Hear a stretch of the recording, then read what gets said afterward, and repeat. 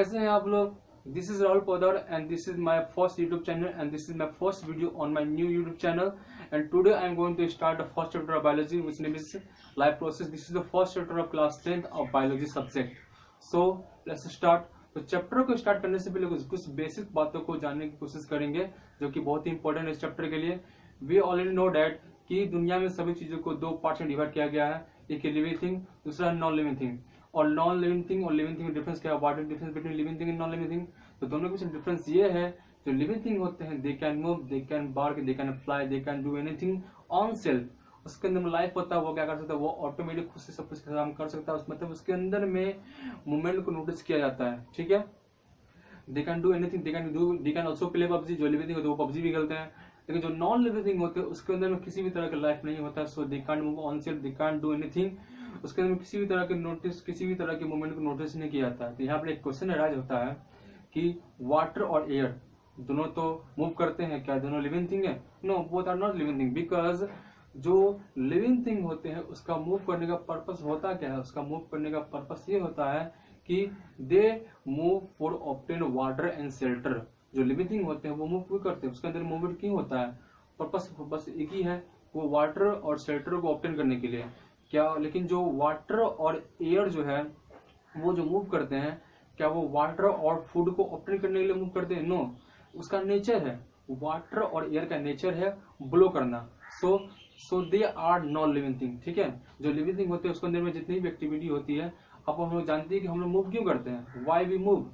मतलब हम लोग जितनी एक्टिविटी होती है उसका मेन पर्पस होता है क्या? बस वाटर और फूड को ऑब्टेन करना है. ठीक है, तो let's start the chapter and this is the end. हमारा पहला टॉपिक आता है लाइफ प्रोसेस. लाइफ प्रोसेस होता क्या है?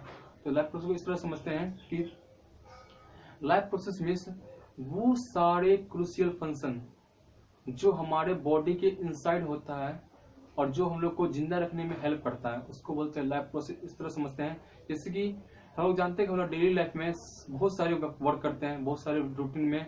हमारे डेली रूटीन में बहुत सारा वर्क जुड़ा हुआ है, जैसे खाना खाना, सोना, खेलना, दौड़ना, मारपीट करना, आपस में बातचीत करना. ठीक है, कन्वर्सेशन करना, पबजी खेलना, गाना सुनना. ठीक है, तो सारे हमारे रूटीन में ये सारा हमारा एक प्रोसेस है डेली का.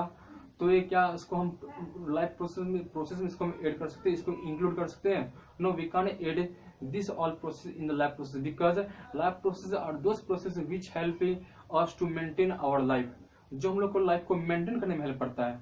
जो ऐसे फंक्शन जो हमारे बॉडी के द्वारा किया जाता है या हमारे बॉडी के इनसाइड होता है, जो क्या करता है, हम लोग को जिंदा रखने में हेल्प करता है. वैसे प्रोसेस जो हम लोग जिंदा रखने में हेल्प करता है उसको बोलेंगे लाइफ प्रोसेस. जैसे कि और जो होते हैं और भी बहुत सारा काम करते हैं, अगर उसको छोड़ भी दे तो हम लोग मरने वाले हैं, तो उसको हम लाइफ प्रोसेस में उसको इंक्लूड नहीं करेंगे. ऐसे फंक्शन जो हम लोग को जिंदा रखने में हेल्प करता है उसको बोलेंगे लाइफ प्रोसेस. ठीक है, इसको हम लोग डिफिनेशन समझते हैं. लाइफ प्रोसेस हमारा क्लास 10 का पहला चैप्टर. लाइफ प्रोसेस का हिंदी होता है जीवन का प्रक्रिया. ठीक है, इसका डिफिनेशन है the basic function perform by living organism. The basic function perform by living organism to maintain their life on earth are called life process. तो वह सारे बेसिक फंक्शन जो लिविंग ऑर्गेनिज्म द्वारा परफॉर्म किया जाता है, किसके लिए? To maintain their life on earth. अपने लाइफ को अर्थ पे मेंटेन करने के लिए जो प्रोसेस किया जाता है उसको बोलते हैं लाइफ प्रोसेस. ठीक है, तो उसका अनदर फॉर्म में लिख सकते हैं all the process which are necessary to maintain life in an organism are called life process. ये भी और ये तो और इजी डिफिनेशन है कि वह सारे प्रोसेस जो कि नेसेसरी है किसी भी लिविंग ऑर्गेनिज्म के अंदर में लाइफ को मेंटेन करने के लिए. ठीक है, वह सारे नेसेसरी प्रोसेस जो कि बहुत ही जरूरी होता है किसी भी लिविंग बीइंग के अंदर में लाइफ को मेंटेन करने के लिए, उसको बोलेंगे लाइफ प्रोसेस. सो यहाँ तक बात समझ में आ गया होगा. तो लाइफ प्रोसेस में कौन कौन से प्रोसेस आते हैं? लाइफ प्रोसेस हमारा प्रोसेस आते हैं बुक के अनुसार हम पढ़ेंगे. पहला है हमारा nutrition. First is our nutrition, second is our respiration, third is our transportation and fourth is our excretion. इन सभी के बारे में हम लोग को वन बाय वन करके अच्छी तरह से जानेंगे. ठीक है, फिलहाल तो इसके बाद हमारा नेक्स्ट टॉपिक आता है हमारा न्यूट्रिशन. न्यूट्रिशन होता है, इसको समझेंगे. इसके बाद रेस्पिरेशन, इसके बाद ट्रांसपोर्टेशन, इसके बाद एक्सक्रीशन समझेंगे. और ये चारों का चारों जो है ये सारा all four are the very very important process of life process because ये सारे प्रोसेस जो होते हैं हम लोग को लाइफ को मेंटेन करने में हेल्प करता है. अगर इसमें से एक भी प्रोसेस गलती से रुक गया, अगर इसमें से एक ही प्रोसेस गलती से रुक गया then we will look Siddharth, मतलब कि we will die and we will go to sky. ठीक है, हम लोग मर जाएंगे, हम लोग क्या करेंगे, आसमान में चले जाएंगे। ठीक है, तो आइए कर बढ़ते हैं। So I am going to rub this board, my board is so small, तो सारा बोर्ड को, सारा बातें को इसमें एडजस्ट नहीं कर पाएंगे, सो हमें हटाना पड़ेगा और न्यूट्रिशन को बताना पड़ेगा। ठीक है, so our next topic was nutrition and we have already understood about life process, so let's try to understand what is nutrition। nutrition होता क्या है? तो न्यूट्रिशन को हम लोग हिंदी में इसको पोषण कहते हैं, न्यूट्रिशन को हम लोग हिंदी में पोषण कहते हैं। और इसका मतलब होता क्या है कि न्यूट्रिशन का मतलब होता यह है कि किसी भी लिविंग ऑर्गेनिज्म द्वारा, किसी भी लिविंग ऑर्गेनिज्म द्वारा फूड को इनटेक करना, किसी भी लिविंग ऑर्गेनिज्म द्वारा फूड को इनटेक करना एंड उसको बॉडी के सारे मेंटेनेंस के लिए इसको यूटिलाइज करना, वो ही कहते हैं न्यूट्रिशन। ठीक है, न्यूट्रिशन मतलब किसी भी लिविंग ऑर्गेनिज्म द्वारा फूड को इनटेक करना, फूड को अंदर लेना एंड उसको यूटिलाइज करने के लिए, यूटिलाइज करना बॉडी के बहुत सारे फंक्शन के लिए, बॉडी की ग्रोथ के लिए, उस प्रोसेस को बोलते हैं न्यूट्रिशन। ठीक है, न्यूट्रिशन समझ में आ गया, इसको डिफाइन करते हैं। Let's define it. What is nutrition? It is a process of intake of food and utilize it for the body growth and the other maintenance for the body. Nutrition क्या? It is a process of intake of food, ये body का एक process है जिसमें कोई भी living organism food को intake करता है और इसको यूटिलाइज करता है बॉडी की ग्रोथ के लिए, और भी मतलब कि बॉडी के ग्रोथ के लिए ही नहीं, बॉडी के हर सारे फंक्शन के लिए, सारे मेंटेनेंस के लिए जो प्रोसेस होते हैं उसको बोलते हैं न्यूट्रिशन। ठीक है, न्यूट्रिशन समझ में आ गया। इसके बाद हमारा नेक्स्ट टॉपिक है न्यूट्रिएंट्स। जो न्यूट्रिशन जो वर्ड बना हुआ है वो एक वर्ड से बना है, इसको बोलते हैं न्यूट्रिएंट्स। न्यूट्रिएंट्स होता क्या है, इसको कुछ इस तरह समझते हैं कि न्यूट्रिएंट्स एक तरह का एक सब्सटेंस है। ठीक है, nutrients is a type of substance और it is a type of it is a particular type of food. Okay, we can say that it is a particular type of food which is obtained by an organism from their surrounding. ठीक है, nutrients एक तरह का substance है या एक तरह का पार्टिकुलर टाइप ऑफ फूड है या पार्टिकुलर टाइप ऑफ एनर्जी है जो कि किसी भी लिविंग ऑर्गेनिज्म द्वारा अपने सराउंडिंग से उसको ऑब्टेन करते हैं। ऑब्टेन करने के बाद उसको as a source of energy, उसको बॉडी के अंदर उसको यूज करते हैं ताकि बॉडी के अंदर में हो रहे सारे फंक्शन को अच्छी तरह से करवा सके, बॉडी के अंदर में सारा ग्रोथ करवा सके, मसल्स का ग्रोथ करवा सके, स्किन का ग्रोथ करवा सके, सारे डैमेज सेल्स को रिपेयर करवा सके, सेल का रिपेयर करवा सके, ब्लड का फॉर्मेशन करवा सके। ठीक है, सारा फंक्शन करवा सके, उस तरह को उसको बोलते हैं न्यूट्रिएंट्स। ठीक है, फिर समझते हैं। Let's try to understand again के न्यूट्रिएंट्स एक तरह का सब्सटेंस है और it is a type of food जो किसी भी ऑर्गेनिज्म द्वारा अपने सराउंडिंग से उसको ऑब्टेन करते हैं और इसको यूज करते हैं as a source of energy के स्रोत के रूप में इसको यूज करते हैं ताकि बॉडी के अंदर में सारे बायोसिंथेसिस को रिपेयर कर सके। ठीक है, इसको डिफाइन करते हैं। Let's define it. Nutrients, it is a substance which is obtained by an organism from their surrounding. ये एक सब्सटेंस है जो किसी भी ऑर्गेनिज्म द्वारा ऑब्टेन किया जाता है फ्रॉम देयर सराउंडिंग, अपने सराउंडिंग से, and use it as a source of energy, और उसको as a source of energy use करते हैं for the biosynthesis of its body constituent. Body के सारे कॉन्स्टिट्यूएंट को बायोसिंथेसिस करने के लिए, मतलब कि बॉडी के सारे फंक्शन को रिपेयर करने के लिए, सारे ऑल पार्ट्स को रिपेयर करने के लिए जो सब्सटेंस का यूज होता है उसको बोलते हैं न्यूट्रिएंट्स। ठीक है, तो यहाँ पे क्वेश्चन आता है कि व्हाट इज न्यूट्रिएंट्स, मतलब न्यूट्रिएंट्स के कंपोनेंट क्या है। ठीक है, न्यूट्रिएंट्स के अंदर कौन कौन से कंपोनेंट है जो हम लोग को क्या करते हैं, बॉडी में as a source of energy work करता है। तो न्यूट्रिएंट्स का हमारा जो कंपोनेंट है वो है हमारा कार्बोहाइड्रेट। ठीक है, कार्बोहाइड्रेट है। Second is our fat, third is our vitamin, fourth is our mineral, fifth is our calcium. ठीक है, तो ये पांचों जो हमारा कंपोनेंट ऑफ न्यूट्रिएंट्स है जो कि हमारे बॉडी में as a source of energy use होता है। ठीक है, और उसके बाद एक और है, one more thing, this is water, जो क्या है, वाटर है, जो क्या बहुत इंपॉर्टेंट, मतलब ये छह जो कंपोनेंट है, these all are the component of nutrients, जो क्या है बहुत ही इंपॉर्टेंट हमारे बॉडी के लिए। इसी को हम लोग source of energy, as a source of energy body के अंदर इसको यूज करते हैं। अगर इन सभी 6 में से अगर क्या बोलते हैं हमारे बॉडी में अगर इसका डिफिशियंसी हो जाए, कमी हो जाए, तो we will suffer from disease. हम लोग किसी भी तरह के डिजीज से हम लोग जो है हमको सफर करना पड़ सकता है, या फिर हम लोग किसी भी तरह का हम लोग बॉडी के अंदर में डिजीज हो सकता है। सपोज कार्बोहाइड्रेट की मात्रा हमारे बॉडी में घट जाए तो हम लोग को बॉडी को एनर्जी नहीं मिलेगा। फैट घट जाए तो वी विल गेट थीन, हम लोग पतले हो जाएंगे। या फिर क्या बोलते हैं हमारे बॉडी के अंदर में कैल्शियम की कमी हो जाए तो हमारे बोन विल बिकम वीक, हमारा बोन जो है वो कमजोर हो जाएगा। या फिर वाटर की कमी हो जाए तो हमारा बॉडी में डिहाइड्रेशन हो जाएगा। ठीक है, इस तरह का बहुत सारे तरीके का हमारे बॉडी के अंदर में बीमारी हो सकती है। ठीक है, इन सभी की कमी कारण मतलब कि ये these are the component of nutrients which is very very very very very important for us.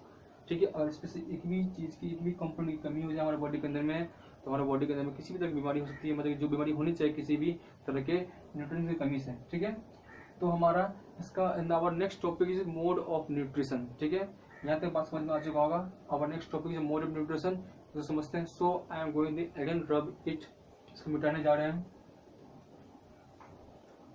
So we have discussed about life process, nutrition and nutrients, and our next topic is mode of nutrition. Let's try to understand what is mode of nutrition. Okay, तो इसको कुछ इस तरह समझते हैं। Suppose we are walking in a garden, or suppose we are walking on a road, okay, and we see in our surrounding there are many types of organisms are present, like dog, like buffalo, like like cow, a little grass, little plant are present in our surrounding, और कुछ बहुत सारे पेड़ भी present है। मतलब कि हमारे सराउंडिंग में ऑल आर लिविंग थिंग, मतलब कि वो अपने अंदर में किसी न किसी तरह से न्यूट्रिशन को लेते ही होंगे। स्वाभाविक बात है, जो लिविंग थिंग है तो वो न्यूट्रिशन करते ही होंगे। तो यहाँ पे क्वेश्चन एज ये होता है कि जितने लिविंग थिंग है हमारे आसपास में, क्या न्यूट्रिशन का प्रोसेस होते हैं, न्यूट्रिशन का प्रोसेस, फूड का अंदर लेने का प्रोसेस होता है, क्या सभी में सेम है? Thus the process of nutrition are same in all organism. Okay, if you compare ourselves to a plant, अगर अपने आप को किसी प्लांट से कंपेयर करें तो क्या उसके अंदर न्यूट्रिशन हो रहा है और हमारे अंदर न्यूट्रिशन का प्रोसेस हो रहा है, क्या दोनों में सेम है? क्या वो फूड जो ऑप्टेन कर रहे हैं और हम जो फूड ऑप्टेन कर रहे हैं, क्या दोनों के अंदर जो क्या सेमी प्रोसेस फूड को ऑप्टेन कर रहे हैं? नहीं, दोनों के अंदर क्या है, फूड को ऑप्टेन करने का प्रोसेस जो है वो क्या हमारे अंदर के अंदर क्या है, वो डिफरेंस है। ठीक है, तो मोड ऑफ न्यूट्रिशन का मतलब हो गया the method of obtaining food by an living और बाय लिविंग ऑर्गेनिज्म। ठीक है, मोड ऑफ न्यूट्रिशन का मतलब हो गया the process of obtaining food by a living organism are called mode of nutrition. ठीक है, तो उसी आधार पर मोड ऑफ न्यूट्रिशन को दो भाग में उसको बांटा गया है। ठीक है, मोड ऑफ न्यूट्रिशन को उसी के बेसिक पर, न्यूट्रिशन के बेस पर उसको दो भाग में उसको डिवाइड किया गया हुआ है, जो कि बहुत ही इजी नाम है, जो हम लोग ऑलरेडी जानते ही हैं। ठीक है, इसको हम लोग बोलते हैं autotroph and heterotroph. This both are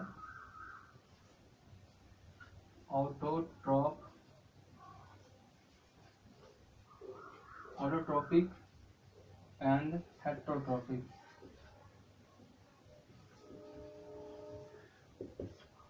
autotrophic and heterotrophic, तो मोड ऑफ न्यूट्रिशन को दो पार्ट से डिवाइड किया गया, वो क्या है, ऑटोट्रॉपिक एंड हेटेरोट्रॉपिक।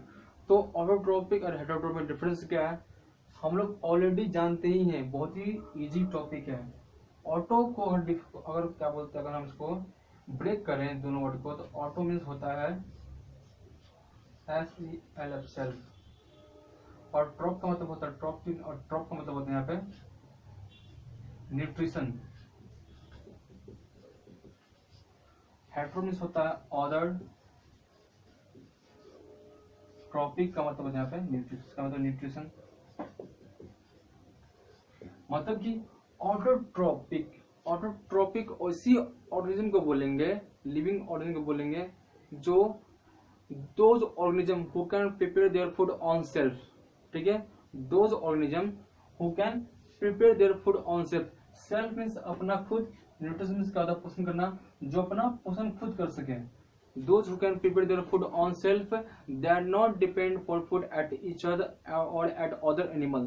जो ऑर्गेनिज्म फूड के लिए किसी दूसरे अदर ऑर्गेनिज्म पे डिपेंड नहीं होता है, किसी दूसरे प्लांट पर डिपेंड नहीं है, वो सेल्फ डिपेंडेंट है, मतलब कि they can prepare their food on self, वो अपना खाना खुद बना सकते हैं, उसको बोलेंगे ऑटोट्रॉप। और हेटरोट्रॉप मींस क्या होता है, अदर न्यूट्रिशन, मतलब कि वो न्यूट्रिशन के मामले में वो किसी और पे डिपेंडेंट है, वो सेल्फ डिपेंडेंट नहीं है, मतलब कि they can not prepare their food on self, they can not prepare there food on self, so these are called heterotropic and they are dependent for the food at other animal or at other plant, so these are difference between autotroph and heterotroph। ठीक है, तो autotroph और हेटरोट्रॉप के जब example की बात करेंगे, autotroph और हेटरोट्रॉप में कुछ एग्जांपल आते हैं। तो ऑटोट्रॉप सबसे पहले जानते हैं कि हेटरोट्रॉप में कौन सा एग्जांपल है, उसके लिए हो गया animal, human being are the best example में हेटरोट्रॉप, क्योंकि हम लोग जो खाने के लिए किसी दूसरे एनिमल पे ही आश्रित या किसी दूसरे प्लांट पे ही आश्रित है, ठीक है, हम लोग अपना खाना खुद से बना सकते, खुद से ऑब्टेन नहीं कर सकते, ठीक है, तो हम लोग क्या है, हम लोग हेटरोट्रॉप में है। और ऑटोट्रॉपिक का बात करें तो उसमें जो अगर बेस्ट एग्जाम्पल का हम बात करेंगे तो उसका बेस्ट एग्जाम्पल है, सबसे बेस्ट एग्जाम्पल जो फिट होगा उसको बोल देंगे green plant. Green plant are the best example of autotrophic, okay, because they are the organism who can prepare their food on self, वो अपना किसी बिना नखरा की अपना के लिए खाना वो खुद ही बना सकते हैं, वो भी सिंपल इन ऑर्गेनिक मटेरियल से, मतलब कि उसको फूड बनाने के लिए किसी भी तरह के वैरायटी का क्या बोलते हैं रिक्वायरमेंट नहीं होता, उससे बस कुछ फिक्स सब्सटेंस को रिक्वायर पड़ता है, आवश्यकता पड़ती है, और उसी को यूज करके क्या करता है वो अपने लिए फूड को प्रिपेयर करता है, वो कौन है, ग्रीन प्लांट, ओके। सो तो उसके पहले सबसे पहले समझेंगे ऑटोट्रोपिक के बारे में, फिर समझेंगे हेटरोट्रॉप के बारे में। तो ऑटोट्रॉप में ग्रीन प्लांट जो होते हैं वो अपने लिए फूड बनाते हैं, तो कैसे बनाते हैं तो उसको बनाने के लिए कौन से जो उसके जो सब्सटेंस होते हैं, रिक्वायरमेंट सब्सटेंस, और कौन सी चीज है जो उसके लिए फूड को बनाने में आवश्यकता होती है, उसको भी जानते हैं, ठीक है। So even I just told कि ऑटोट्रॉप में कौन से ऑर्गेनिज्म है जो अपने लिए खाना खुद से बना सकते हैं, तो उसको है ग्रीन प्लांट। तो समझते हैं ग्रीन प्लांट जो है अपने लिए खाना जो है किस तरह से बनाते हैं, ग्रीन PLANT प्लांट। जिस तरह से मोदी जी ने कहा है कि आत्मनिर्भर बनो, सेल्फ डिपेंडेंट बनो, तो प्लांट जो है वो ऑलरेडी आत्मनिर्भर है, they are already self dependent, ठीक है। तो ग्रीन प्लांट जो होते हैं वो खाना जो बनाते हैं, जो फूड बनाते हैं, उस प्रोसेस को बोलते हैं फोटोसिंथेसिस, बोलते हैं फोटोसिंथेसिस।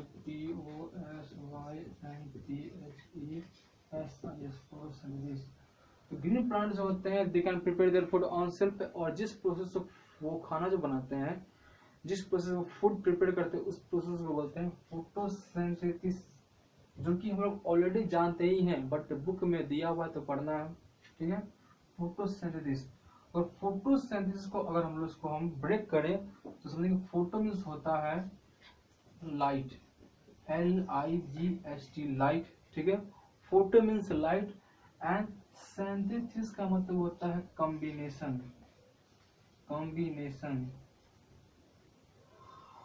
ठीक है, सिंथेसिस का मतलब होता है combination of what, combination of those thing which is required in the process of photosynthesis. Combination का मतलब क्या होगा, कॉम्बिनेशन मतलब उस चीज का कॉम्बिनेशन जो फोटोसिंथेसिस का प्रोसेस में रिक्वायर्ड होता है, जो कि बहुत जरूरी होता है, इंपॉर्टेंट होता है, ठीक है। तो फोटो मींस लाइट और सिंथेसिस का मतलब है combination.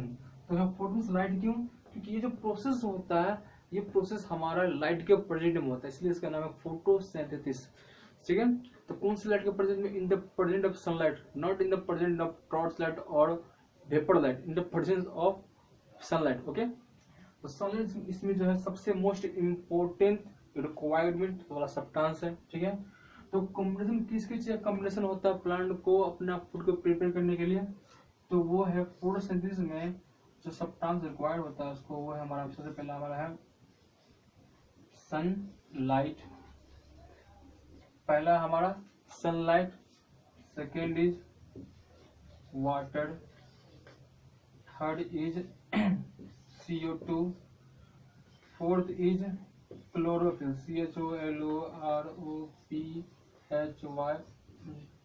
Chlorophyll, first is sunlight, second is water, third is CO2 and fourth is chlorophyll. CO2 means carbon dioxide. Okay, तो ये 4 सब्सटेंस है, 4 इनऑर्गेनिक मटेरियल, ये चारों के चारों जो है वो क्या तरह का क्या है, इनऑर्गेनिक मटेरियल है, जो प्लांट क्या करता है, इसको अपने अंदर अपने सराउंडिंग्स इसको अरेंज करने के बाद इसको इन ऑर्गेनिक मटेरियल से इसको ऑर्गेनिक मटेरियल में इसको कन्वर्ट करके उसको अपने लिए बॉडी में इसको यूज करता है। ठीक है, तो किस तरह से, तो प्लांट इस चारों चीज की रिक्वायरमेंट होती है, तो वो चारों चीज वो प्लांट प्राप्त ऑब्टेन करता कैसे है। Suppose this is a plant, suppose this is a plant and here is the root of plant. Okay, here is the root of plant under the soil, under the ground. तो first is our sunlight. पहले समझते हैं कि water plant कैसे प्राप्त करेगा। तो water is absorbed by the root of plant. Okay, water is observe by the root of plant from the soil. पानी जो होते हैं, जो रूट होते हैं प्लांट के सॉइल के अंदर में, तो वो सॉइल से क्या करते हैं, रूट क्या करते हैं, पानी को ऑब्जर्व करते हैं और वाटर को क्या करते हैं, उसको ऊपर की ओर, प्लांट की ऊपर की ओर उसको सप्लाई कर दिया। ठीक है, तो वाटर, इसको प्लांट को वाटर मिल गया। उसके बाद आता है इसको CO2। CO2 प्लांट कैसे लेगा, तो प्लांट हम लोग ऑलरेडी जानते ही है कि प्लांट के लीफ के अंदर क्या होते हैं, स्मॉल स्मॉल क्या होते हैं, स्टोमाटा वाला होल होता है। ठीक है, प्लांट में क्या होते हैं, स्मॉल स्मॉल होल होते हैं, इसको हम लोग बोलते हैं स्टोमाटा। और स्टोमाटा के थ्रू क्या होता है, CO2 जो है वो इसके अंदर इंटर करता है, CO2 enter through stomatal hole. Okay, CO2 enter through stomata. ठीक है, स्टोमाटा के होल के थ्रू क्या होता है, वो CO2 इंटर करता है। तो इससे क्या हुआ, प्लांट को वाटर मिल गया, CO2 मिल गया, और उसके बाद क्या चाहिए, सनलाइट। सनलाइट मिलता कैसे है, सनलाइट जो होता है वो प्लांट के अंदर क्या होता है, ऑलरेडी एक तरह का तत्व होता है, इसको हम लोग बोलते हैं क्लोरोफिल। क्लोरोफिल चौथा क्या है, क्लोरोफिल। क्लोरोफिल जो होता है प्लांट के अंदर में ऑलरेडी प्रेजेंट है। ठीक है, क्लोरोफिल जो है वो प्लांट के अंदर में ऑलरेडी प्रेजेंट है। क्लोरोफिल का काम क्या होता है, क्लोरोफिल का काम होता है, सबसे पहला काम है कि प्लांट को ग्रीन करने में हेल्प करता है। इसलिए हम बोलते हैं green plant can make their food on self. मतलब जो ग्रीन प्लांट होते हैं वही अपने लिए फूड बना सकते हैं। मतलब कि ग्रीन प्लांट है जिसके अंदर क्लोरोफिल है, और क्लोरोफिल सबसे क्रूशियल वर्क करता है क्या, ग्रीन प्लांट के अंदर जो क्लोरोफिल जो होता है उसका काम होता है सनलाइट को ट्रैप करना। ओके, सनलाइट तो हमारे बॉडी के ऊपर भी पड़ता है ना, सनलाइट का फॉल हमारे बॉडी में फॉल होता है। तो can we trap the sunlight, क्या हम लोग सनलाइट को ट्रैप कर सकते हैं, no we can not trap the sunlight, because we have not those type of nature. हमारे बॉडी के अंदर उस तरह का नेचर नहीं है।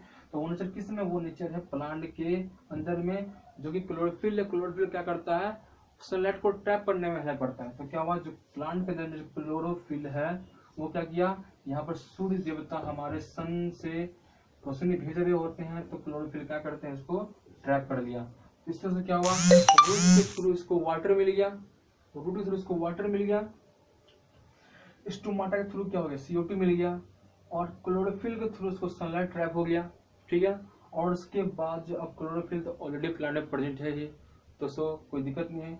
तो क्या होती है, चारों सब्सटेंस, चारों इनऑर्गेनिक मटेरियल अब प्लांट में अरेंज हो गया, और वो क्या कर सकता है, अपने लिए वो फूड को बना सकता है। ठीक है, तो अब तो हम लोग यहाँ समझ गए कि फूड यहाँ बन तो गया, सारा सामान इसको मिल तो गया, तो अंदर में कौन सा प्रोसेस होता है जो जिससे वो अपने लिए खाना को बना पाता है।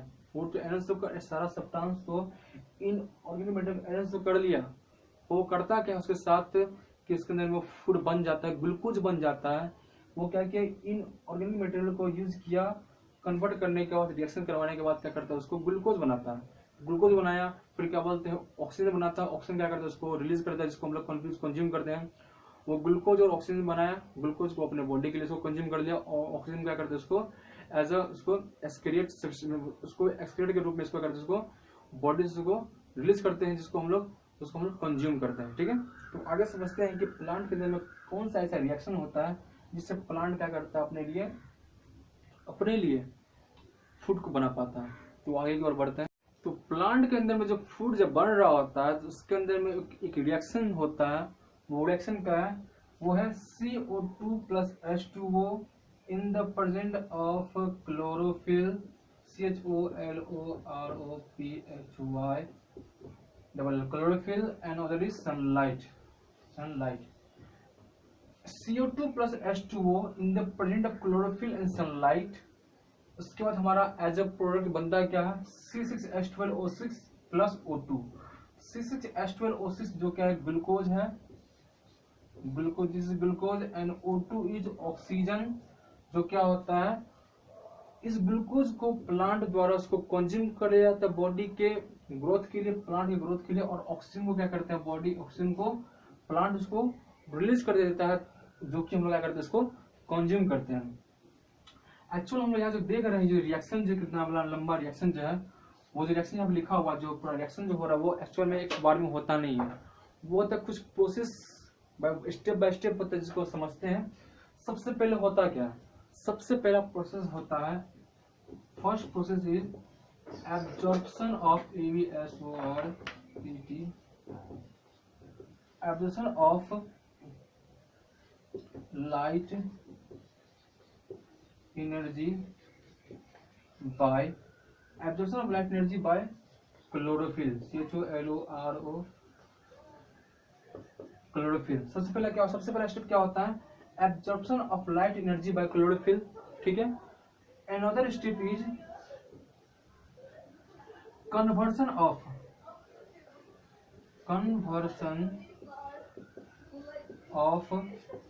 लाइट एनर्जी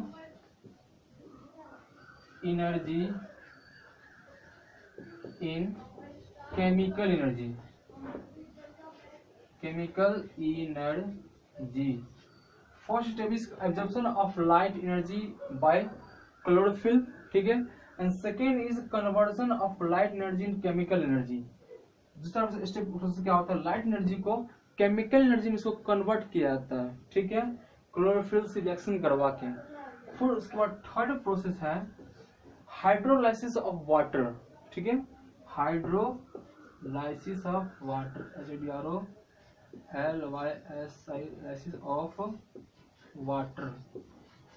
हाइड्रोलाइसिस वाटर के मतलब क्या हुआ, hydro means water, hydro means water, और लाइसिस का मतलब होता है ब्रेक डाउन, ठीक है।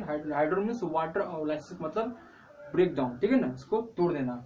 मतलब कि इस तरह समझिए कि जब प्लांट जब H2O को जब लेता है, तो इसके बाद क्या होता है, ये दोनों प्रोसेस होने के बाद H2O का हाइड्रोलाइसिस होता है, मतलब वाटर का ब्रेकडाउन होता है। कैसे, इस पर जैसे सन एनर्जी पर ये H2O जो है वो क्या होता है, वो H2 अलग और O2 अलग, ठीक है। H2 अलग O2 अलग दोनों क्या, दोनों आपस में स्प्लिट हो जाते हैं, ठीक है।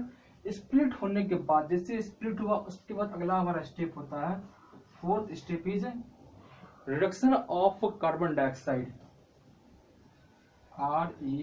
REDUCTI, reduction of carbon dioxide, oxide. Fourth step है reduction of carbon dioxide. Reduction of carbon dioxide का मतलब ये हो गया, रिडक्शन मीन्स को इसको ऐसे समझते हैं, रिडक्शन को हम दो तरह से इसको डिफाइन कर सकते हैं। पहला यह है कि addition of hydrogen, addition of hydrogen is called reduction, और रिमूवल ऑफ ऑक्सीजन। किसी भी मॉलिक्यूल से, मॉलिक्यूल में किसी भी तरह के मॉलिक्यूल जैसे कार्बन डाइऑक्साइड है, उसके अंदर हम क्या कर रहे हैं, अगर हम ऑक्सीजन हाइड्रोजन को ऐड कर रहे हैं तो वो भी रिडक्शन है, या फिर उसके अंदर से ऑक्सीजन को रिमूव करवा रहे हैं तो वो भी क्या हमारे लिए क्या है, रिडक्शन है। यहाँ पर क्या हो रहा है, हम क्या कर रहे हैं, कार्बन डाइऑक्साइड में क्या कर रहे हैं, H2 को हाइड्रोजन को ऐड करते हैं, उसको क्या बोलते हैं, रिडक्शन ऑफ कार्बन डाइऑक्साइड। यहाँ हम देख रहे हैं ना, CO2 के साथ क्या हो रहा है, यहाँ पर हाइड्रोजन क्या हो रहा है, यहाँ पर ऐड हो रहा है, इसको बोलते हैं reduction of hydrogen, reduction of carbon dioxide, ठीक है।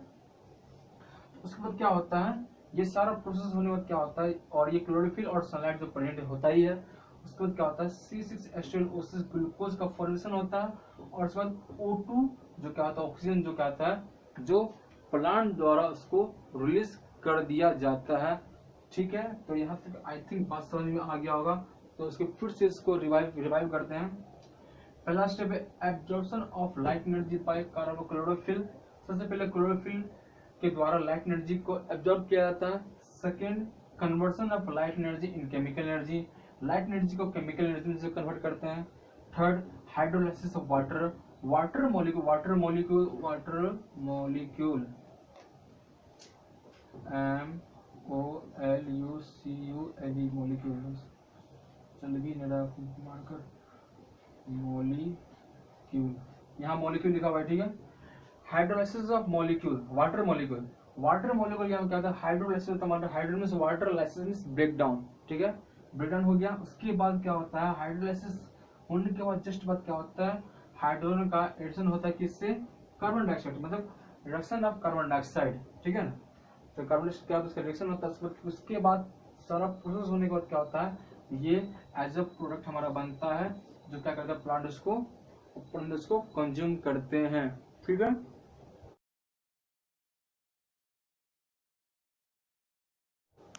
तो चलिए आगे बढ़ते हैं। अभी हमने देखा कि प्लांट के अंदर जो खाना बनते हैं वो किस प्रोसेस से बनते हैं, वो प्रोसेस का नाम है फोटोसिंथेसिस, और इसके अंदर में कौन से रिएक्शन होते हैं, और रिएक्शन के अंदर में कितने सारे स्टेप के थ्रू जो होता है सारा प्रोसेस होता है, वो हमने अभी जस्ट देखा। तो उसके अंदर में अभी देखा, नोटिस किया कि उसके अंदर सबसे अहम जो भूमिका थी, सबका क्रूशियल रोल था, वो था हमारा क्लोरोफिल का, क्योंकि क्लोरोफिल ही क्या करता है, प्लांट को ग्रीन भी कर रहा है, साथ ही साथ क्या कर रहा है, सनलाइट को ट्रैप करने का भी काम कर रहा है, ठीक है। तो उसके बारे में थोड़ा जान लेते हैं। क्लोरोफिल का काम क्या होता है, प्लांट को ग्रीन कलर प्रोवाइड करना, and another function of chlorophyll is what, the another function of chlorophyll is to trap the sunlight from the sun, okay. तो उसके बाद जान लेते हैं क्लोरोफिल जो होते हैं, chlorophyll pigment, where chlorophyll pigment is present inside the plant, where chlorophyll pigment is present inside the plant, that question can come in exam।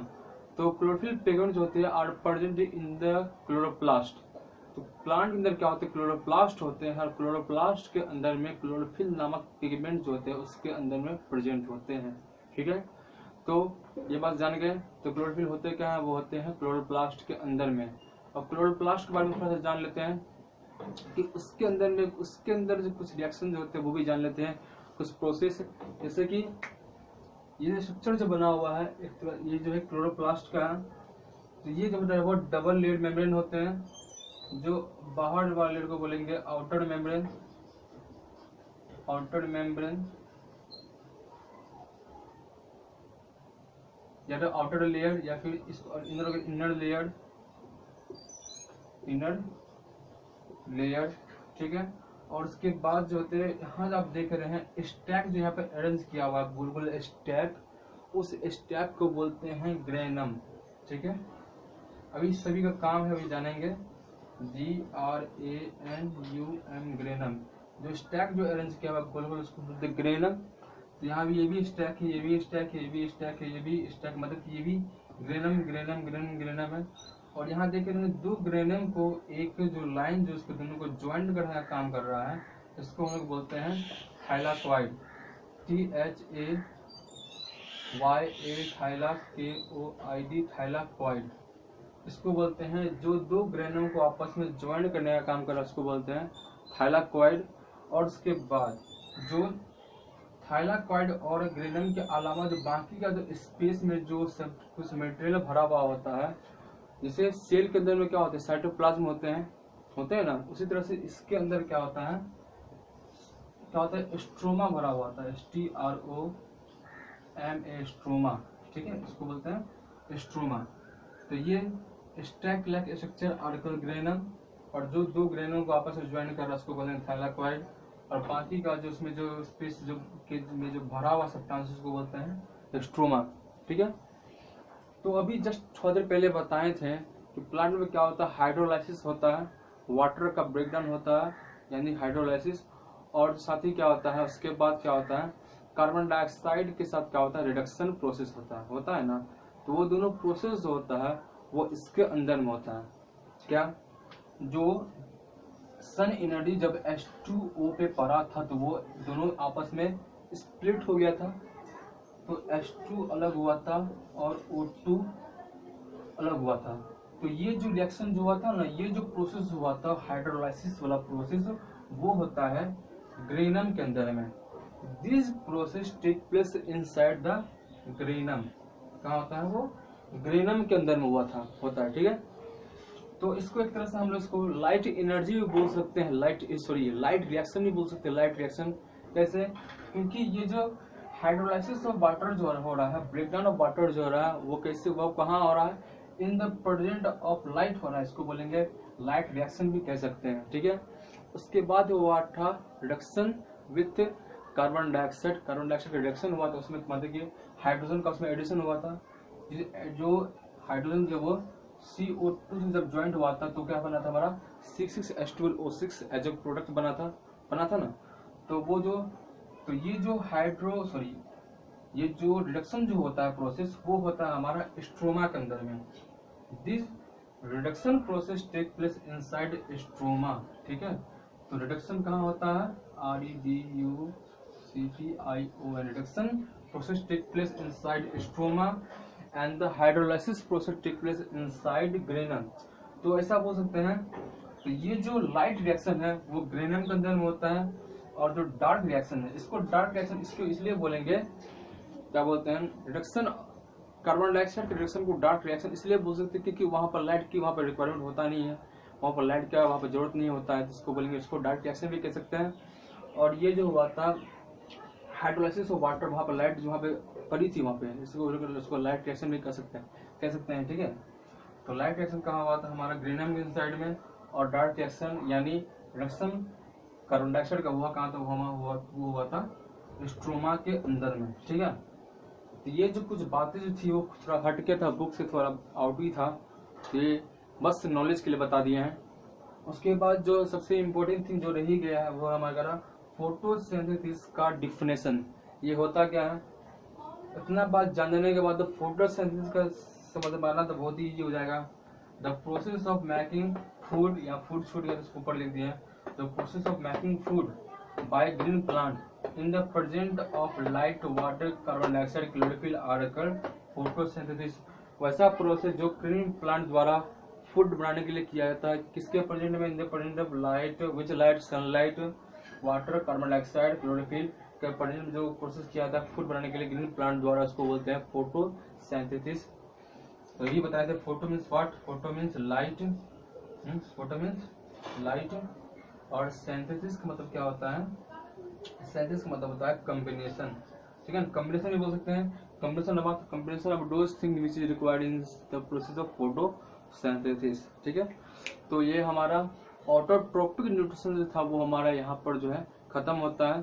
तो उसके बाद हमारा आता है हेटरोट्रोपिक न्यूट्रिशन। हेटरोट्रोपिक न्यूट्रिशन में जो हमारे जो है एनिमल में कुछ के बारे में पढ़ने वाले हम लोग पढ़ेंगे ह्यूमन बीइंग के बारे में। ह्यूमन बीइंग के अंदर में न्यूट्रिशन जो होता है वो किस तरह से होता है, उसके बाद उसके अंदर में किस तरह सारे प्रोसेस वो जानेंगे। And this topic are very interesting, very important, very लाजवाब टॉपिक, इसमें जो बोर होने का कोई चांस है ही नहीं, ठीक है। तो चलिए स्टार्ट करते हैं हमारा अगला टॉपिक, हेटरोट्रोपिक न्यूट्रिशन।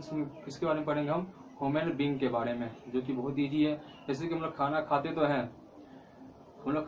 तो हैं, वीट फूड, जब फूड को मुंह में लेते हैं, माउथ में लेने के बाद हम जानते हैं कि वो गले के अंदर जाता है। उसके बाद फूड के साथ क्या क्या कांड होती है हमारे पेट के इनसाइड में, फूड का हम लोग हमारे पेट के साथ क्या क्या हालत करता है, किस तरह से कांड करता है, वो सारा बात हम लोग जो है वो भी हेटरोट्रोपिक न्यूट्रिशन में जानेंगे इन ह्यूमन बीइंग, ठीक है।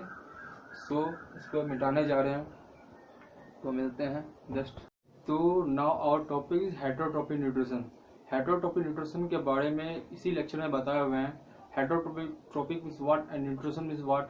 Heterotrophic those organism who can not prepare their food on self, जो अपने लिए खाना खुद से नहीं बना सकते, उसको बोलेंगे हेटरोट्रोपिक न्यूट्रिशन। उसको बोलेंगे हेटरोट्रोपिक। और nutrition means what, nutrition means the process of intake of food inside the body and utilising it for the body growth. ऐसा प्रोसेस किसी भी ऑर्गेनिज्म में होता है जिसमें कोई भी ऑर्गेनिज्म फूड को इनटेक करता है और उसको बॉडी ग्रोथ के लिए इसको यूटिलाइज करता है। जैसे कि एक समय में हम लोग क्या थे, बहुत ही छोटे थे, नन्हे से मुन्ने से बच्चे थे, तो हम लोग क्या किए, फूड को इनटेक किए, तो उसको फूड को इनटेक किया तो हमारा बॉडी उसको क्या किया, उसको यूटिलाइज किया for body growth. And nowadays today we are huge big, okay, so now we are very talented हो चुके हैं। तो हेटरोट्रोपिक न्यूट्रिशन को 3 पार्ट से डिवाइड किया गया हुआ है। वो है हमारा, पहला है saprotrophic nutrition, second is parasitic nutrition and third is holozoic nutrition. Holozoic nutrition, it is very simple and simple word, we can learn it easily. First is our saprotrophic nutrition, second is parasitic nutrition, and third is holozoic nutrition. Okay, let's first try to understand what is saprotropic nutrition. Saprotropic nutrition कैसे किसको बोलते हैं? The nutrition in which an organism obtain their food by dead and decaying organic material such like dead plant or dead animal. Okay, this is called saprotropic nutrition. ऐसे organism जिसमें क्या होते हैं कि ऑर्गेनिज्म क्या करते हैं, अपने लिए फूड को किसी डेड एंड डिकाइंग बॉडी पदार्थ से क्या करते हैं, उससे अपने न्यूट्रिएंट्स को ऑब्टेन करते हैं, उसके ऊपर में रह करके उससे क्या करते हैं, अपने लिए न्यूट्रिएंट्स को ऑब्टेन करते हैं, उससे प्राप्त करते हैं, उसको बोलते हैं सेप्रोट्रोपिक न्यूट्रिशन. ओके, तो सेप्रोट्रोपिक न्यूट्रिशन का एग्जांपल हो जाएगा हमारा mushroom.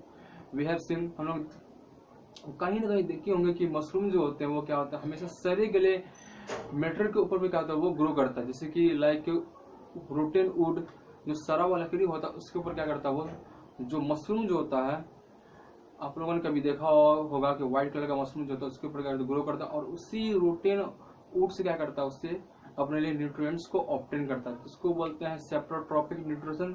And our second is our parasitic nutrition. Parasitic nutrition means what? It is a type of nutrition in which an organism obtain their food from an other organism without killing them. Parasitic nutrition एक ऐसा nutrition जिसमें जो organism जो होते हैं अपने लिए food क्या करते हैं, किसी दूसरे ऑर्गेनिज्म से क्या करते हैं, फूड को ऑब्टेन करते हैं, न्यूट्रिएंट्स को ऑब्टेन करते हैं without killing them. Without killing them उसको बोलते हैं पैरासाइटिक न्यूट्रिशन. इसमें क्या होता है, जो ऑर्गेनिज्म जो होते हैं अपने लिए फूड को किसी दूसरे ऑर्गेनिज्म से ऑब्टेन करते हैं, उसके बॉडी के ऊपर में रह करके, ठीक है, और उसको बिना मारे, ठीक है, उसको बोलते हैं पैरासाइटिक न्यूट्रिशन. एग्जांपल है मॉस्किटो. मॉस्किटो एक तरीके से parasitic nutrition, parasitic mode of nutrition करता है. कैसे? वो क्या करता है, वो हमारे बॉडी के ऊपर में आता है और दे suck blood from our body. वो क्या करता है, they suck blood from our body and they don't kill us. हम लोग को मार नहीं पाता, हम लोग को मारता भी नहीं है, सिर्फ क्या करता है, वो ब्लड को सक करता है और अपने लिए फूड को ऑब्टेन करता है. So mosquito do parasitic mode of nutrition.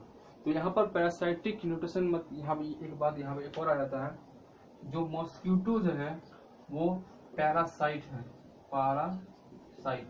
Okay, mosquito is parasite.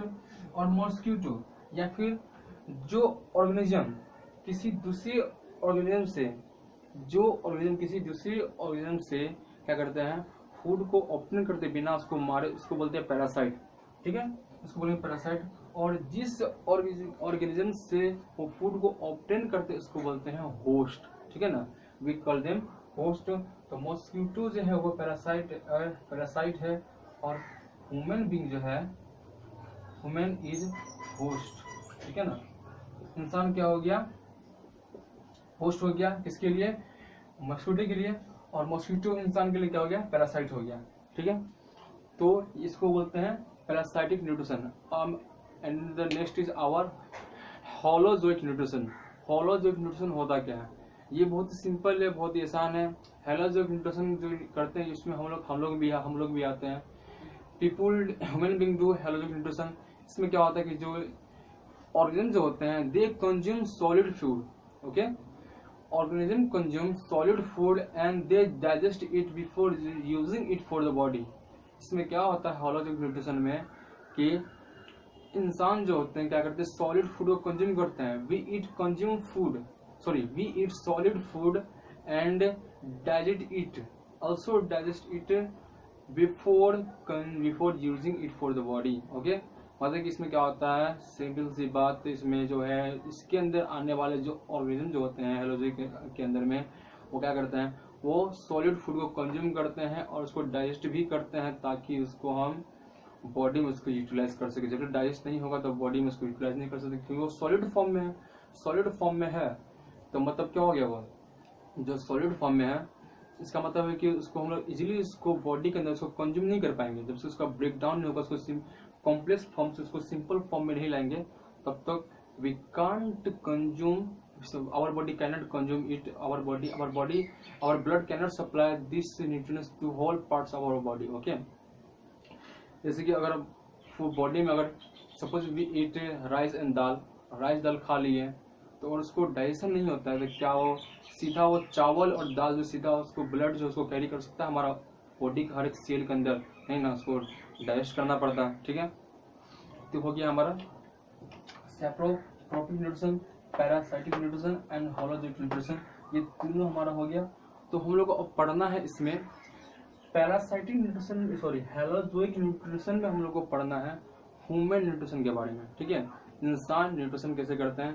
So we are going to teach about human nutrition. Okay, so I am going to rub it. आगे बढ़ते हैं, our next topic is nutrition in human being. Okay, so let's start. Here you can see this is the picture of human digestive system. This is the picture of human digestive system and this is also known as alimentary canal. हम लोग digestive system को alimentary canal भी कहते हैं। What is meant by alimentary canal? Those all the organ who are included in the digestion of the food. We can call it collectively alimentary canal. And alimentary canal जो होते हैं they start from our mouth and end at anus. Alimentary canal जो होते हैं this start from our mouth and end at anus. And if you talk about the total length of the alimentary canal from mouth to anus, तो इसकी लंबाई जो होती है इसके माउथ से लेकर के एनस तक इसकी लंबाई जो होती है वो होती है इसकी 9 metre long. Okay, the length of the total length of the alimentary canal is from mouth to anus is 9 meter long. And if we talk about the length of the small intestine of human being, in adult human being, the length of the small intestine is 6.5 meter long. इसकी लंबाई जो होती है वो 6.5 metre long होती है। तो इसके बाद जानते हैं इसके सारे पार्ट्स के नाम के बारे में and how the all parts work with food. Food के साथ क्या क्या कांड करती है, ये हमारे सारे पार्ट्स इसके बारे में सारे जानेंगे। ठीक है, पहले जानते हैं इसके सारे पार्ट्स के बारे में। This is mouth, buccal cavity. हमारे बकल कैविटी माउथ में जो हमारे क्या क्या प्रेजेंट होती है, टंग प्रेजेंट होती है, टीथ प्रेजेंट होते हैं और होते हैं हमारे salivary gland. Salivary gland, what is the function of salivary gland, वो भी जस्ट इसी लेक्चर में जानेंगे आगे की ओर। तो हमारे बकल कैविटी के बाद हमारा आता है हमारा इसोफिगस। इसोफिगस इज डक्ट और इसोफिगस का एक और नाम है, इसको हम बोलते हैं food pipe. We call it food pipe also, FWD food, PIPE pipe, food pipe. Okay, and after the oesophagus it is directly connected to the stomach. Oesophagus होते हैं या फूड पाइप जो भी कह ले वो हमारे स्टोमक से आकर कनेक्टेड होते हैं। और स्टोमक के बाद आता है हमारा small intestine. Here we can see a quad like structure is arranged. Quad की तरह क्या है स्ट्रक्चर पे अरेंज किया हुआ है, इसको बोलते हैं स्मॉल इंटेस्टाइन। जो small intestine is directly connected to the wider duct. यहाँ देखिए कि वाइडर डक्ट से बड़ा से चौड़ा सा पाइप है, इसको हम लोग बोलते हैं लार्ज इंटेस्टाइन। लार्ज इंटेस्टाइन के बाद आता है हमारा rectum, this part is called rectum. उसके बाद हमारा लास्ट में आता है एलिमेंट्री कैनाल का सबसे लास्ट वाला पार्ट, इसको बोलते हैं एनस। ठीक है, उसके बाद एक और पार्ट है इसको बोलते हैं, इसको ये बड़ा सा ग्लैंड जो है इसको बोलते हैं लीवर। इसी के अंदर एक इसको जो बोलते हैं जो गोल गोल इसको बोलते हैं गल ब्लैडर। और गल ब्लैडर से जुड़ा हुआ एक डक्ट जो इसको बोलते हैं बाइल डक्ट। ठीक है, और जो यहाँ पर एक और यहाँ पे ग्लैंड है जो पैरेलल टू द स्टोमक है, इसको बोलते हैं पेनक्रियाज। सभी का अपना अपना एक क्रूशियल रोल है जो क्या करता है फूड को डाइजेशन में हेल्प करता है। इस सारे पार्ट्स को बोलते हैं एलिमेंट्री कैनाल। लेकिन जो ग्लैंड जो है, लीवर हो गया, बाइल डक्ट हो गया, ये गल ब्लैडर हो गया और पेनक्रियाज है, these are not part of the alimentary canal. ये ग्लैंड है लेकिन क्या करता है फूड के डाइजेशन में हेल्प करता है कुछ एंजाइम को रिलीज करके। ठीक है, तो अब समझते हैं कि फूड के साथ एक पूरी जो पार्ट जो किस तरह से वर्क करता है। सबसे पहले जब हम फूड खाते हैं, व्हेन वी टेक फूड, तो फूड के साथ हमारे बॉडी में 4 तरह का प्रोसेस होता है। पहला होता है हमारा ingestion, second is digestion, third is absorption and fourth is egestion. ठीक है, तो पहला हमारा क्या है इंजेशन। व्हाट इज इंजेशन समझते हैं, INGESTION, ingestion. What is ingestion? Ingestion is the taking food inside the body is called ingestion. Food को बॉडी के अंदर लेना ही कोई बोलते हैं इंजेशन। ठीक है, तो इंजेक्शन के लिए हमारे बॉडी में एक स्पेशल ऑर्गन हमारे भगवान ने हमको बना के दिया, इसको हम लोग क्या बोलते हैं, we call it mouth. Mouth से ही हम लोग फूड को बॉडी के अंदर लेते हैं, ठीक है। तो हमारे माउथ में क्या होते हैं, हमारे माउथ में क्या क्या प्रेजेंट है, टंग प्रेजेंट है, टीथ प्रेजेंट है, और क्या है, सैलिवरी ग्लैंड प्रेजेंट है। तो सारे पार्ट्स के काम जानते हो। What is the function of tongue? Tongue का काम क्या होता है, इट इज द टंग जो एक तरह का मसल्स है, it work as a muscular action. जो क्या करता है, tongue help in the mixing the food inside the mouth. जो फूड जो खाते हैं, टंग क्या करता है, फूड को इधर उधर मिक्स करने में काम करता है। And second is teeth. What is the function of teeth? Teeth help in the chewing the food and also the breakdown of food from the complex form to simpler form. जो हम लोग बड़ा सा जो सॉलिड पार्ट वाला जो निवाला जो माउथ के अंदर रखते हैं, तो उसको हमारे दांत क्या करते हैं, उसको बड़े पार्ट से उसको छोटे छोटे पार्ट में उसको ब्रेक डाउन करने का काम करता है, ठीक है। और इसके बाद हमारा आता है सैलिवरी ग्लैंड। सैलिवरी ग्लैंड का काम क्या होता है? सैलिवरी ग्लैंड क्या करते हैं, वो अपने अंदर से एक तरह का वाटरी लिक्विड को प्रोड्यूस करता है, ठीक है ना। Salivary gland produce a watery liquid called saliva, SALIVA saliva, ठीक है ना। सैलिवरी ग्लैंड क्या करते हैं, तरह का वाटरी लिक्विड को प्रोड्यूस करते हैं, इसको बोलते हैं सलाइवा। सलाइवा का काम क्या होता है, it help in the waiting the food. जो फूड जो खाते हैं ना, इसको क्या करता है, ये वाटरी लिक्विड है, एक तरह का लिक्विड है, जो क्या करता है, फूड को गीला करने का काम करता है। जब तक फूड गीला होगा नहीं तो फूड जो है आसानी से उसको हम लोग उसको स्वेलो नहीं कर सकते। अगर फूड ड्राई रहेगा तो वो इजीली ट्रेवल नहीं हो पाएगा हमारे फूड पाइप के अंदर में, ठीक है। तो फूड को गीला करने का काम किया। और साथ ही साथ सलाइवा जो होता है अपने अंदर में एक तरह का एंजाइम को कंटेन करता है। Saliva contain types of enzyme which is called salivary amylase, called SALIVA salivary amylase, AMYLASE salivary amylase. Salivary amylase का काम क्या होता है, जो फूड जो खाते हैं उसके अंदर क्या होता है, स्टार्च होती है। तो सैलिवरी अमाइलेज का काम क्या होता है, it help in the conversion of starch into sugar. जो फूड के अंदर में स्टार्च जो प्रेजेंट होता है उसको क्या करता है, उसको स्टार्च को शुगर में कन्वर्ट करने का काम करता है। It help in the conversion of starch to sugar, ठीक है। तो यहाँ पे स्टार्च को शुगर में कन्वर्ट करने का काम करता है। यहाँ पे क्वेश्चन ये भी आता है, क्या वो सारा का सारा स्टार्च को कन्वर्ट कर देता? नहीं, only 25 to 30% of starch are converted into sugar, because food जो होता है हमारे माउथ में बहुत ही लिमिटेड, बहुत ही कम समय के लिए क्या होता है हमारे माउथ में प्रेजेंट होते हैं। बाकी का अगला प्रोसेस क्या होता है, हमारे स्टोमक के अंदर में होता है, हमारे बॉडी के इनसाइड में होता है, ठीक है। तो सैलिवरी ग्लैंड क्या किया, सलाइवा को प्रोड्यूस किया। सलाइवा का क्या करता है, फूड को गीला करने का काम किया। साथ ही अपने अंदर में एक तरह का एंजाइम को कंटेन करता है, इसको हम लोग बोलते हैं सैलिवरी अमाइलेज। जो क्या किया, स्टार्च को क्या किया, शुगर में कन्वर्ट करने का काम किया। तो इससे एक और क्वेश्चन राइज होता है कि डाइजेशन प्रोसेस जो होते हैं where start in the alimentary canal. तो digestion process start from our mouth, ठीक है। हमारे माउथ से क्या हो रहे हैं, डाइजेशन प्रोसेस क्या हो रहा है, यहाँ पे स्टार्ट हमारा हो जाता है। इसके बाद हमारा आता है बकल कैविटी के बाद आता है हमारा इसोफेगस। इसोफेगस का काम क्या होता है, it is a duct who carry the food from mouth to stomach, ठीक है। ये जो इसोफेगस या फूड पाइप जो क्या करता है, फूड को कैरी करने का काम करता है, या माउथ से फूड को स्टोमक तक पहुंचाने का काम करता है। इसको क्या करते हैं, फूड पाइप भी कहते हैं, ठीक है।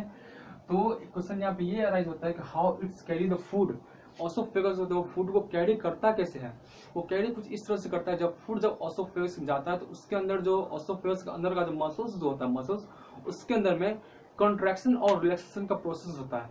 कॉन्ट्रैक्शन एंड रिलैक्सेशन जो क्या करता है, फूड को आउटवर्ड फॉरवर्ड की ओर पुश करने का काम करता है, ठीक है।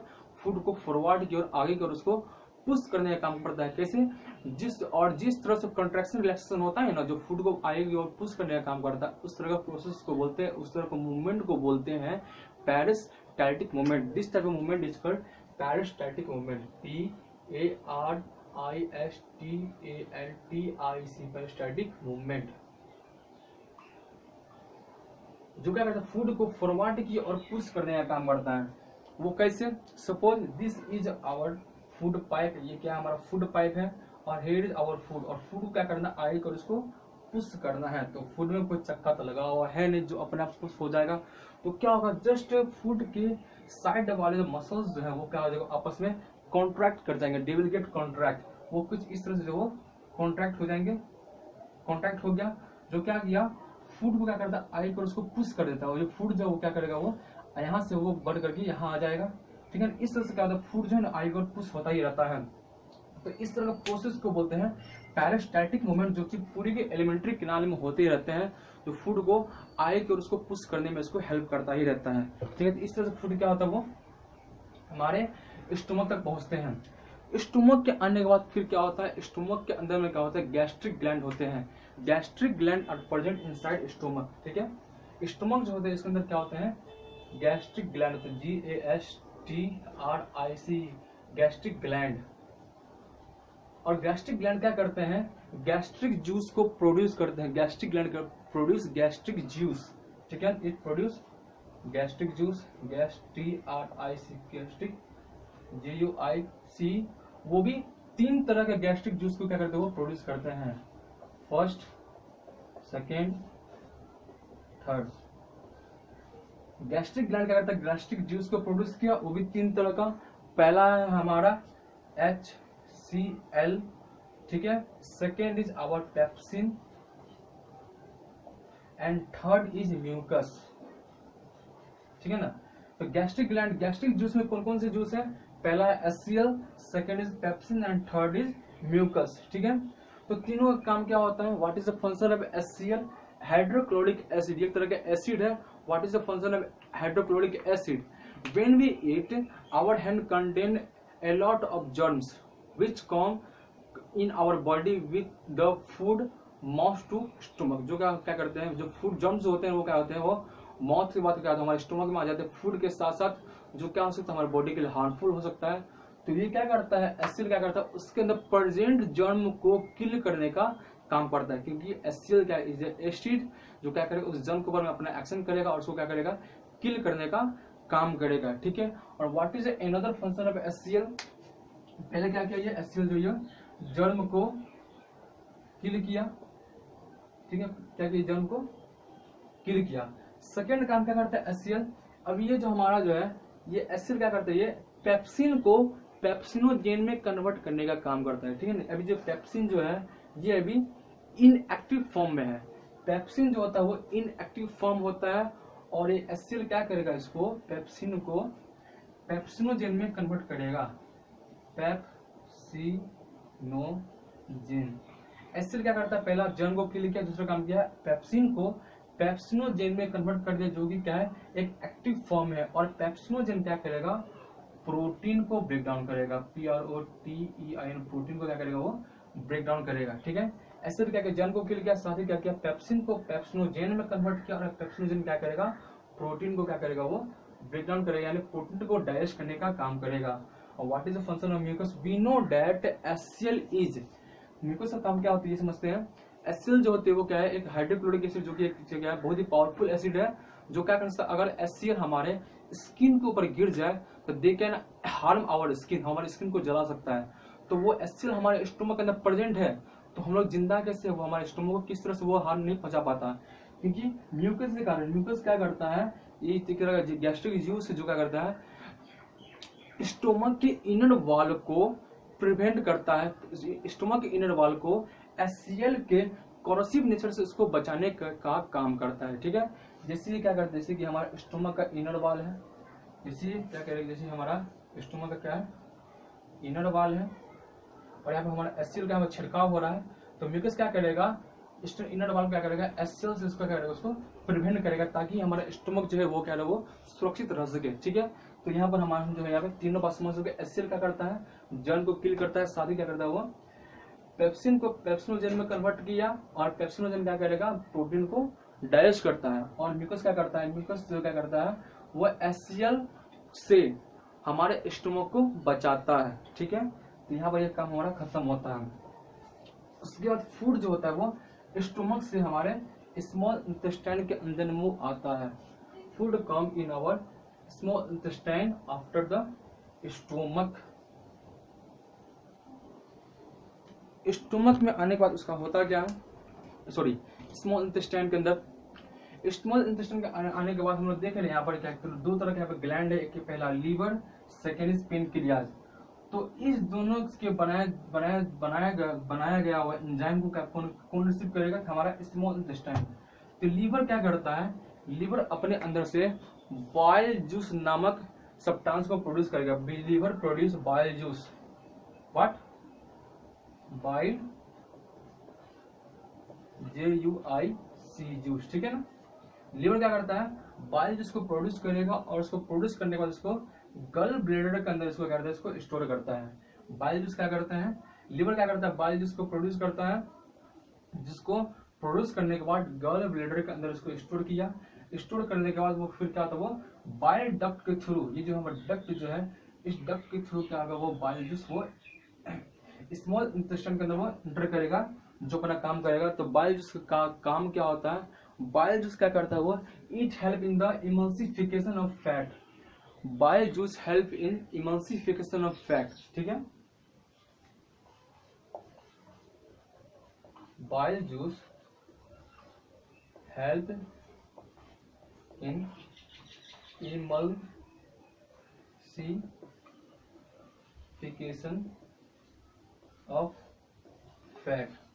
तो इमल्सिफिकेशन ऑफ फैट का मतलब क्या हो गया, इमल्सिफिकेशन ऑफ फैट का मतलब होता है फैट के बड़े बड़े पार्ट को छोटे छोटे ग्लोबल में उसको ब्रेक डाउन कर देना। मतलब कि जो फूड के अंदर जो बड़ा सा फैट जो था उसको क्या किया, बाइल जूस क्या करता है, उसको छोटे छोटे ग्लोबल में उसको ब्रेक डाउन कर देता है, ठीक है, ताकि उसको हमारा बॉडी जो है उसको आसानी से उसको डाइजेस्ट कर सके, उसको एब्जॉर्ब कर सके, ठीक है। तो बाइल जूस का काम होता है बाइल जूस का काम क्या होता है, फैट को इमल्सिफाई करना। यानी इमल्सिफाई का मतलब होता है फैट को बड़े से ग्लोबल से छोटे छोटे पार्ट में उसको ब्रेक डाउन कर देना, ठीक है।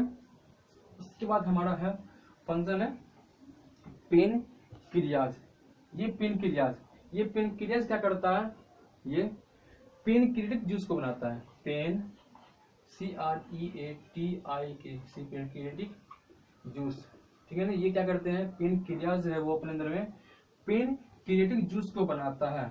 और उसके अंदर भी क्या, 3 तरह के जूस होते हैं। पहला है हमारा pan CREAT pancreatic amylase, पहला है हमारा pancreatic amylase, second is trypsin, third is lipase LIPASE lipase, ठीक है ना। पहला हमारा pancreatic amylase, second is trypsin and third is pancreatic amylase, third is lipase, ठीक है। तो पेनक्रिएटिक एमाइलेज का काम क्या होता है, पेनक्रिएटिक एमाइलेज का काम होता है स्टार्च को ब्रेक डाउन करना। Function of pancreatic amylase break down of starch. Starch क्या करेगा, वो ब्रेक डाउन करेगा, ब्रेक डाउन, ठीक है ना। सुन लीजिए, function of pancreatic amylase is break down of starch, ये स्टार्च को ब्रेक डाउन करेगा। ट्रैप्सिन का काम क्या है, ट्रैप्सिन का काम होता है प्रोटीन को ब्रेक डाउन करना, ठीक है ना। What is the function of trypsin, it break down the protein, PROTEIN protein. उसके बाद लाइपेज का काम क्या होता है, लाइपेज का काम होता है जो इमल्सिफाइड फैट जो होते हैं, जो बाइल जूस द्वारा फैट को इमल्सिफाई किया गया था, उस इमल्सिफाइड फैट को लाइपेज क्या करता है, उसको डाइजेस्ट करने का काम करता है, यानी उसको ब्रेक डाउन करने का काम करता है। ये क्या करता है, ये emulsive break down the emulsified fat, emulsified fat क्या करेगा, वो ब्रेक डाउन करेगा, BRE break DOWN break down, ठीक है। इमल्सिफाइड फैट करके वो ब्रेक डाउन कर दिया। ये काम यहाँ पर क्या होता है, पेन क्रिया से काम यहाँ पर जो है हमारा खत्म होता है। उसके बाद फूड क्या होते हैं, जो हमारे स्मॉल इंटेस्टाइन जो होते हैं उसके अंदर में क्या होता है, कुछ तरह के ग्लैंड होते हैं। स्मॉल इंटेस्टाइन जो होते हैं उसके अंदर में कुछ तरह के ग्लैंड होते हैं, जो क्या करता है, कुछ फूड के साथ कुछ एक्शन करता है। और एक्शन करने के बाद जब कंप्लीट डाइजेशन जब हो जाता है फूड का, जब फूड का कंप्लीट डाइजेशन जब हो जाता है, तो वो जो हमारा कार्बोहाइड्रेट जो होता है, वो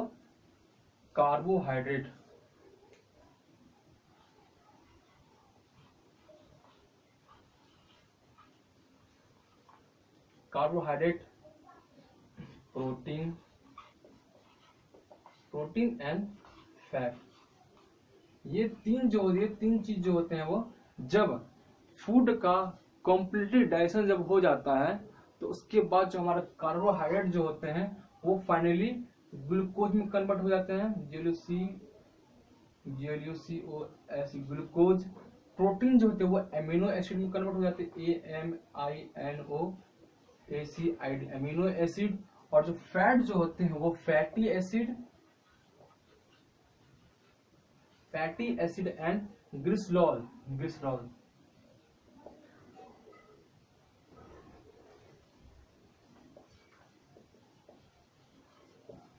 जो कार्बोहाइड्रेट जो होते हैं वो ग्लूकोज में कन्वर्ट हो जाते हैं, प्रोटीन जो होते हैं एमिनो एसिड में, और फैट जो होते हैं वो फैटी एसिड एंड ग्लिसरॉल में क्या होते हैं वो कन्वर्ट हो जाते हैं। तो ये जो तीनों फॉर्म जो है वो डाइजेशन का सबसे लास्ट वाला प्रोसेस है, जो कहते हैं वो फूड का डाइजेशन होने के बाद जो लास्ट वाला जो सब्सटेंस जो बनता है वो क्या होता है, वो ये तीन चीज बनता है। कार्बोहाइड्रेट बनते हैं ग्लूकोज में, प्रोटीन बनता है एमिनो एसिड में, और फैट बनता है फैटी एसिड एंड ग्लिसरॉल में। ठीक है, and these are the form of, ये तीनों फॉर्म जो है ये जो है एब्जॉर्बेबल फॉर्म है। ठीक है, ये तीनों जो होते हैं ये वाटर सोल्यूएबल फॉर्म है। क्या है, वाटर सोल्यूएबल फॉर्म। ये तीनों चीज को क्या कर सकते हैं, हमारा बॉडी जो इसको अब आसानी से इसको अब जो एब्जॉर्ब कर सकता है। तो इसको एब्जॉर्ब करने का काम कौन करेगा, हमारा ब्लड। ठीक है ना, जब ये वाटर सोल्यूबल जब हो जाएगा तो हमारे ये ब्लड के अंदर भी कैसे आसानी से ये डिजॉल्व हो सकता है। ठीक है, तो अब क्या होता है, स्मॉल इंटेस्टाइन के अंदर में ये तीनों जब कन्वर्ट हो जाता है, उसके बाद क्या होता है, स्मॉल इंटेस्टाइन में अब क्या होगा, अब एब्जॉर्प्शन का काम होगा, एब्जॉर्प्शन। ठीक है, एब्जॉर्प्शन का क्या होता है, काम होता है। तो स्मॉल इंटेस्टाइन जो होते हैं उसके अंदर में एक तरह का स्ट्रक्चर होता है,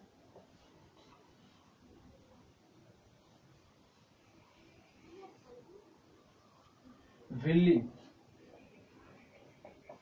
it is a small intestine के अंदर में क्या होते हैं, मिलियंस नंबर में क्या होता है, फिंगर लाइक स्ट्रक्चर होता है, finger like projection, which is called villi. ठीक है, और ये विली जो होते हैं highly supplied with blood vessels. ठीक है, ये जो हमारे जो स्मॉल इंटेस्टाइन जो है, ये हमारे स्मॉल इंटेस्टाइन के जो डक्ट जो है उसके अंदर से कुछ इस तरह से क्या होता है, विलीज के अंदर क्या होते हैं, बने हुए होते हैं, जो कि कई सारे इसके मिलियंस नंबर्स के होते हैं हमारे स्मॉल इंटेस्टाइन के अंदर प्रेजेंट होते हैं। और ये क्या होता है, इसके अंदर में highly supplied with blood vessels होते हैं। मतलब कि इसके अंदर क्या होगा, हाईली सप्लाइड क्या होगा, ब्लड वेसल क्या होगा, हाईली सप्लाइड होगा। अब ब्लड वेसल इसके अंदर में हाईली सप्लाइड क्यों है, ब्लड वेसल्स है इस विली के अंदर में हाईली सप्लाइड क्यों है, क्योंकि ब्लड ही क्या करेगा, उस डाइजेस्टेड पार्ट को, जो एब्जॉर्बेबल पार्ट जो बन गया है, एमिनो एसिड, फिर glucose and fatty acid and glycerol, उसको एब्जॉर्ब करने का काम करेगा। ये विली के अंदर क्या होते हैं, ये जो ब्लड वेसल्स होते हैं हाईली सप्लाइड होते हैं, जो क्या करता है, उस सब्सटेंस को, उस तीनों चारों सब्सटेंस को क्या करेगा, उसको एब्जॉर्ब करेगा, और एब्जॉर्ब करने के बाद क्या करता है, उसको पूरे बॉडी में उसको सप्लाई करने का काम करेगा। जैसे कि हमारा विली बने हुए, इसके अंदर बहुत सारे यहाँ पे क्या है बने हुए हैं, highly supplied with blood vessels, blood vessels. तो अब यहाँ पे क्या हमारा ग्लूकोज है, एमिनो एसिड है, फिर क्या है हमारे पे फैटी एसिड है, फिर क्या है यहाँ पे ग्लिसरॉल है। ठीक है, तो ये क्या हो, इसी सारे सब्सटेंस क्या होगा, वो इसी ब्लड वेसल्स के थ्रू जो है वो यहाँ पर उसको एब्जॉर्ब किया जाएगा। ये सभी इसको ब्लड वेसल्स क्या करेंगे, इसको हम अपने अंदर में इसको एब्जॉर्ब कर लेंगे, और एब्जॉर्ब करने के बाद ब्लड क्या करेगा, उसको पूरे बॉडी के पार्ट में इसको सप्लाई करेगा, हर एक पार्ट में इसको क्या करेगा, इसको सप्लाई कर दिया जाता है, सप्लाई कर दिया, और सप्लाई होता ही रहता है। फिर उसके बाद जो रेस्ट पार्ट जो बचता है फूड का, ठीक है, जो अनडाइजेस्टेड पार्ट है, जो स्मॉल इंटेस्टाइन के अंदर जो डाइजेस्ट नहीं हो पाता है, जो पार्ट जो बचता है फूड का, जो स्मॉल इंटेस्टाइन के अंदर में डाइजेस्ट नहीं हो पाया, उसका क्या होता है, उसको क्या करते हैं, स्मॉल इंटेस्टाइन इसको लार्ज इंटेस्टाइन के अंदर इसको सेंड कर देते हैं। ठीक है, जो पार्ट इसकी जो फूड अनडाइजेस्टेड रह गया, जो पच नहीं पाया कंप्लीटली, अब उसको पचाने का काम कौन करेगा, उसको पचाने का काम करेगा हमारा लार्ज इंटेस्टाइन, जो क्या होता है इसके अंदर अब ये चले आता है।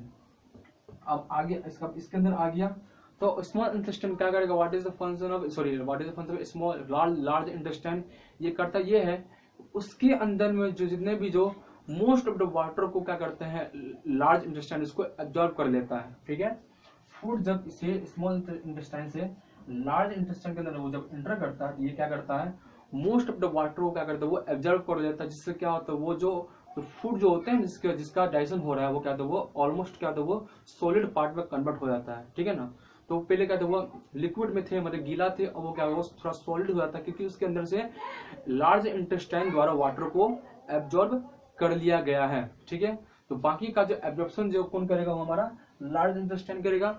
और लार्ज इंटेस्टाइन के एब्जॉर्ब होने के बाद फिर क्या होता है, वो जो अनडाइजेस्टेड फूड है, या जो फूड जिसका पूरी तरह से उसका एब्जॉर्प्शन हो चुका है और उसके अंदर सारे तरह के न्यूट्रिएंट्स को हम लोग निकाल चुके हैं, वो हमारे बॉडी के लिए क्या है, वो हमारे बॉडी के लिए क्या है, वेस्ट प्रोडक्ट होते हैं। ठीक है, वो क्या होता है हमारे बॉडी के लिए वेस्ट प्रोडक्ट उसको कहते हैं, जो क्या होगा, वो लार्ज इंटेस्टाइन के थ्रू वो जो घूम कर क्या वो आकर हमारे रेक्टम में आकर वो स्टोर होता है। This is called rectum.